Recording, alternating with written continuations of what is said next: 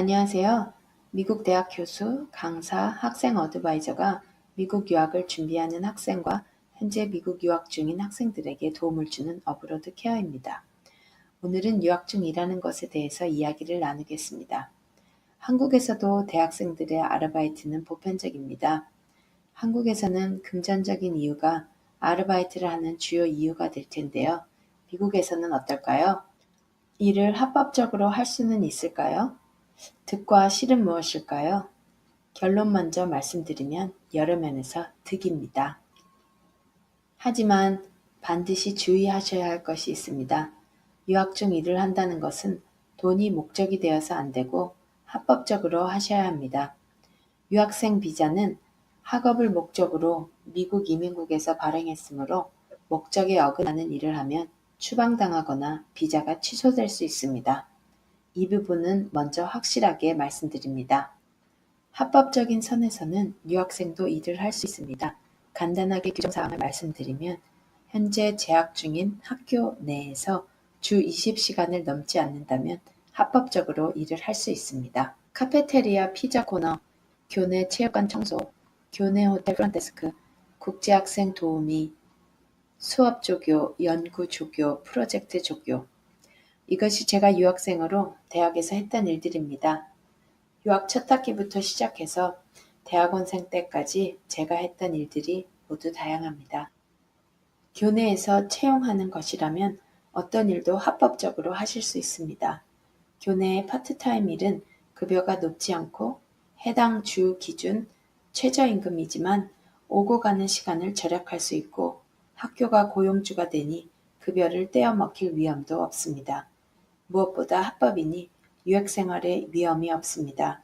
할 수 없는 일이란 교회에서는 일을 합법적으로 할 수 없습니다. 어떤 일의 종류에 따라서 불법인지 합법인지 할 수 있고 할 수 없는 것이 아니라 교내의 일인지 교외의 일인지가 기준이 됩니다. 물론 교회에서도 일을 할 수 있는 방법은 있습니다. CPT라는 서류를 접수하고 학교에서 허가를 받으면 교회에서도 유급으로 일을 할 수 있습니다. 이렇게 자세한 부분은 개인적으로 질문을 해오시는 분들께 답변을 드리겠습니다. 합법적으로 일을 하게 되었다면 여기서 합법이란 교내에서 일하며 주 20시간 근무 시간을 넘지 않는 것을 말합니다.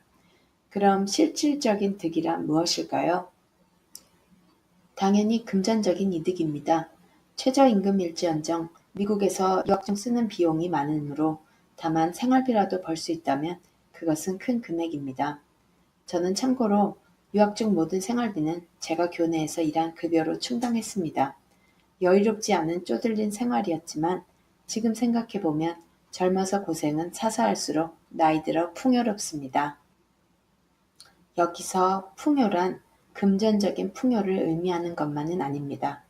경험 면에서 풍요롭다는 말씀입니다.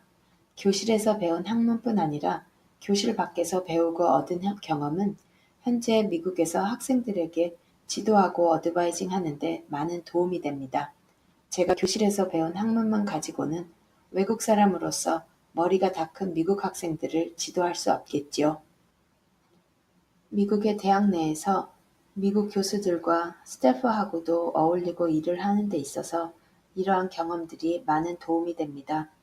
다행히 여러 경험을 통해서 제게 많은 배움과 깨달음이 있었고 현재 대학 내에서 어려움 없이 일하고 있습니다. 간혹 베스트 어드바이저란 소리도 학생들에게 듣곤 합니다. 또 다른 득은 무엇이 있을까요? 공부하는 동안에는 필요성을 많이 못 느낄 수도 있지만 졸업이 가까우며 취업 시기가 다가오면 인맥이 아쉬워집니다.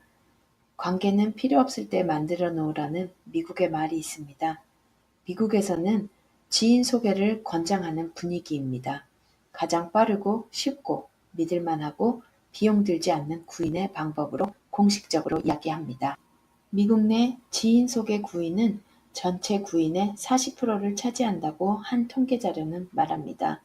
실제로 한 경제학자는 2014년에 경제학지에 지인 소개를 통한 구인에 대해서 연구하였고 미국 사람의 반 이상이 지인을 통해서 구직이 되었다고 밝혔습니다. 유학생과 같이 친인척, 지인, 연줄이 없는 경우 인맥이 무엇보다 중요합니다. 미국에서는 취업 원서를 낼 때 이력서와 함께 반드시 기입해야 하는 항목이 추천인입니다.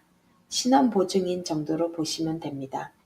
적어도 3명 이상 기입해야 하는데 거기에 이름 적을 대상이 없다면 취업은 불가합니다. 이름을 적더라도 친구나 부모님의 성함은 안 됩니다. 프로페셔널, 퍼스널, 아카데믹 등 각 분야에 적합한 사람을 적어야 합니다. 같이 일을 해본 사람이라야 미국 사람들도 레퍼런스를 흔쾌히 허락해 줍니다. 되도록 많은 사람들과 인맥을 쌓도록 하세요.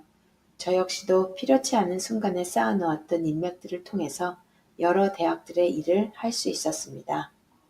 꼭 금전적인 이득이 있는 일만을 고집하지는 마세요. 미국만큼 자원봉사가 일반화되어 있고 그 가치를 인정해주는 나라도 없습니다. 작은 일에 대한 도움도 하찮게 여기지 않고 이력서에 당당히 넣을 수 있게 인정해줍니다. 교회 봉사, 탈북민 통역, 난민 어린이 돌보기, 지역구청 도우미, 주 다문화 기관 도우미, 아시아 페스티벌 도우미, 지역 한인회 신문사 편집장. 유학 중 제가 했던 여러 자원봉사들입니다. 배운 것도 많았지만 인맥 또한 많이 늘렸습니다. 자원봉사를 통해서 얻은 것이 있다면 높은 분들과도 많은 인맥을 만들었습니다. 주지사도 만나서 같이 식사를 할 수도 있었고 주에서 주는 장학금도 받았습니다. 자원봉사로 시작하였지만 나중에는 금전적인 혜택도 받게 되었습니다. 유학을 하는 이유가 무엇인가요? 영어를 잘하기 위해서, 스펙을 쌓기 위해서, 넓은 세상 경험하기 위해서, 좋은 직장을 구하기 위해서 여러 가지가 있겠지요. 좀 더 넓게 높게 생각해 보시면 어느 곳에선가 리더가 되기 위해서 아닐까요?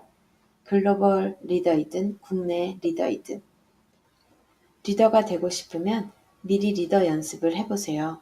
미국에서 대학 생활을 하게 되면 크고 작은 많은 기회가 있습니다. 한국 학생회 일원에서부터 교회, 대학 내 학생회, 모임, 클럽 등등 여러 글로벌 리더가 되는 연습을 해보실 수 있습니다. 파트타임 아르바이트가 되었든 자원봉사가 되었든 뒤로 물러서지 말고 앞에 나서는 연습을 해보세요. 학업을 마치고 프로의 자리에 앉았을 때 사람들과 어울리고 이끄는 위치에 쉽게 나설 수 있습니다.